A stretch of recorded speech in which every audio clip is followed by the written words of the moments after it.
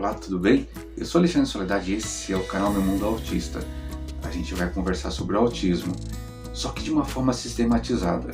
Esse vídeo ou esse áudio vai ser fragmentado em várias vezes para que você de repente possa, de forma pedagógica ou andragógica, possa de repente receber a informação.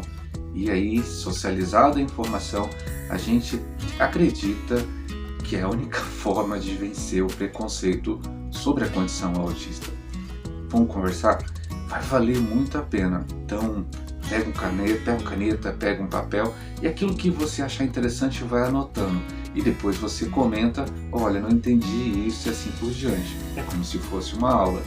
Vai valer a pena. Então, vamos lá.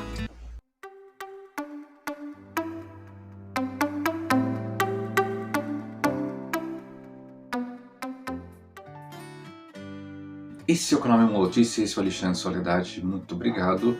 E a gente vai começar pelo básico sobre, primeiro, o que é o autismo?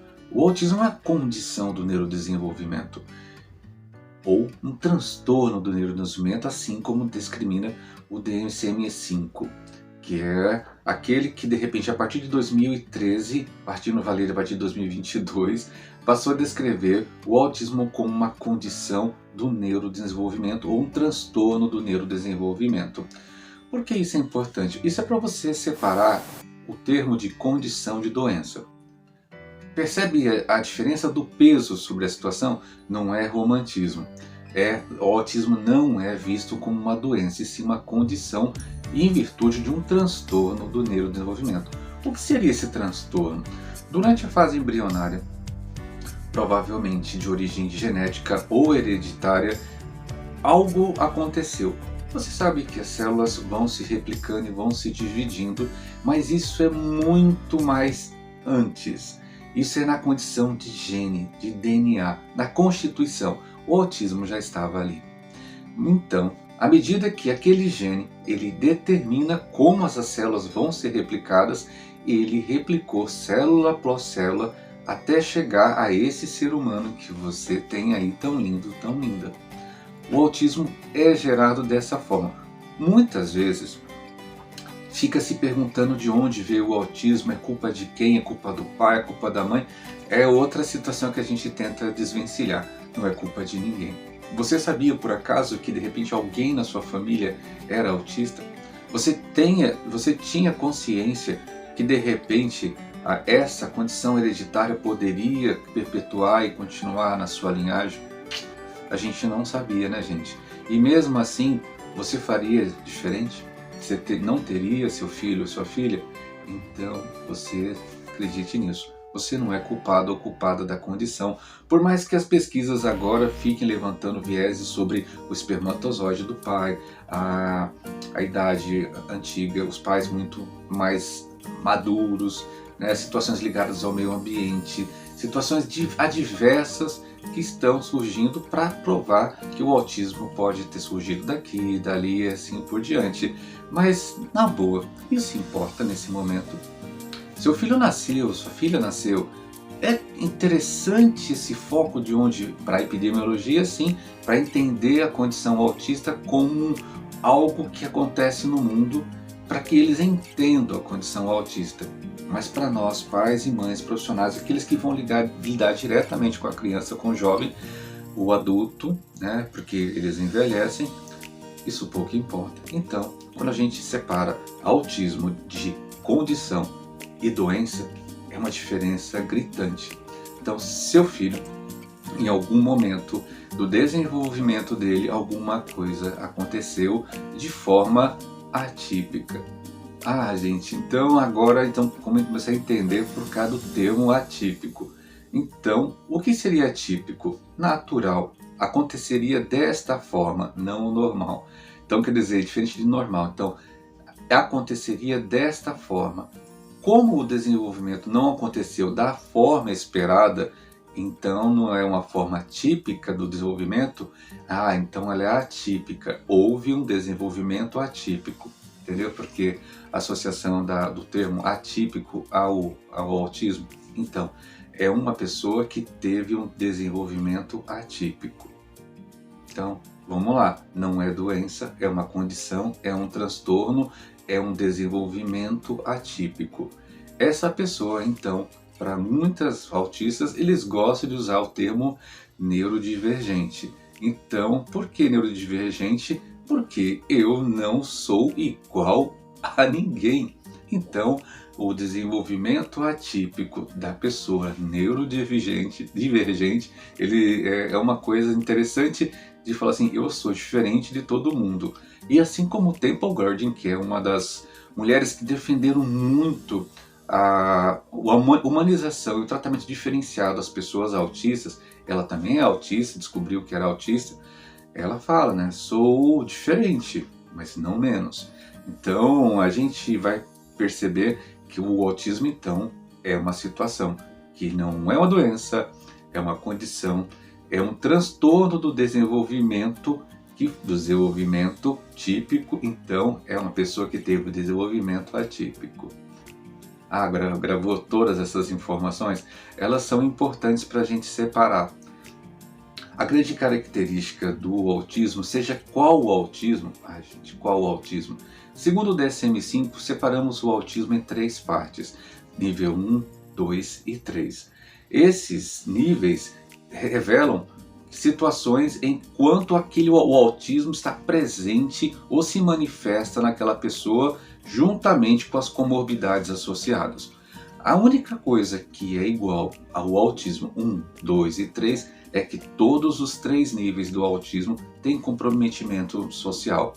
Ou seja, não é uma condição do autismo não falar. Não é uma condição do autismo ter déficit de inteligência. Não é uma condição do autismo ter movimentos repetitivos estereotipados. A única coisa que é comum a todos os 3 graus de autismo é a condição, o déficit social. Por quê? Porque onde no cérebro é feitas as conexões de relacionamento, provavelmente ali que houve desenvolvimento atípico. Por quê? Porque quando você olha para mim e me vê espirrar, se eu espirro, provavelmente você vai ter uma reação. Se eu bocejar, você vai ter uma outra reação de bocejo. Porque existem áreas do nosso cérebro que de repente permitem associar o que está se vendo, o que está acontecendo e dar uma resposta adequada para aquilo ali. Imagina alguém te perguntando, eu estou bonito, estou bonita, estou bem arrumado? Aí no local onde há o processamento social para dar a resposta, lá tem um processamento atípico. Então, a grande característica do autismo é o déficit social. À medida que você tem outras comorbidades associadas, você vai perceber que aí você vai enquadrar a pessoa no 2 ou no 3. Quanto mais déficits ou situações associadas àquele autismo primário, que é o nível 1, você vai encontrar níveis 2 e 3.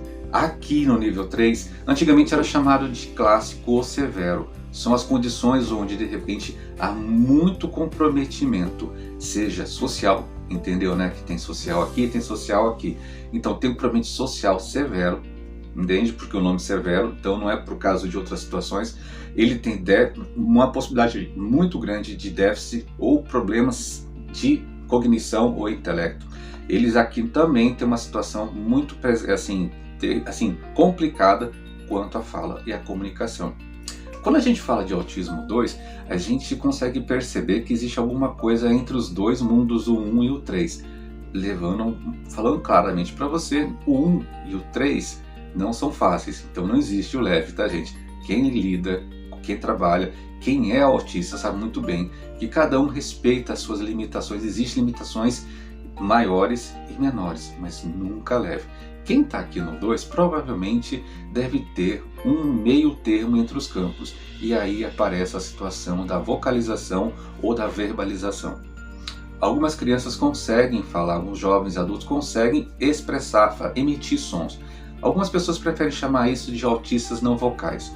Aqueles que não emitem nenhum tipo de manifestação ou código que possa se fazer entender, entende-se que ele tem um déficit de comunicação.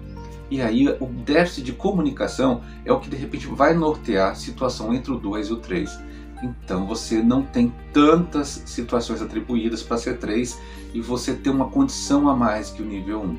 E aqui no nível 1 vai aparecer diversas situações do neurodesenvolvimento parecidas com o autismo. Porque às vezes é muito difícil de fazer um diagnóstico por uma coisa ser muito parecida com a outra. Então nesse campo do 1 vai trazer situações como a síndrome de Rett. Vai trazer outras situações que estão aqui que parecem muito com a condição autista. Então, agora você entende, porque às vezes quando você recebe o primeiro diagnóstico, você recebe um diagnóstico padrão em que diz que você simplesmente é autista, dentro de um espectro autista. Então, mais para frente, quando seu filho for ganhando idade, for mais fácil identificar os outros sinais que possam apresentar, então ele vai ser enquadrado de forma correta. Isso também funciona de forma inversa, quando de repente recebe um diagnóstico muito cedo, que a criança não tem uma verbalização, não tem uma vocalização, ela é enquadrada às vezes como 2, e aí lá com 4, 5 anos, de repente ela começa a falar, ela começa a se fazer entender pelos códigos, que a gente fala de linguagem falada, ela pode migrar para o nível 1.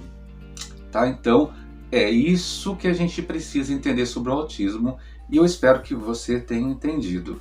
Essa é a primeira aula ou informação sobre o básico do autismo. Você percebe que a gente não se preocupou em dizer que o autismo veio de lá para cá. É porque a gente está indo para lá e eu espero que você vá junto. Tudo bem? Vamos lá.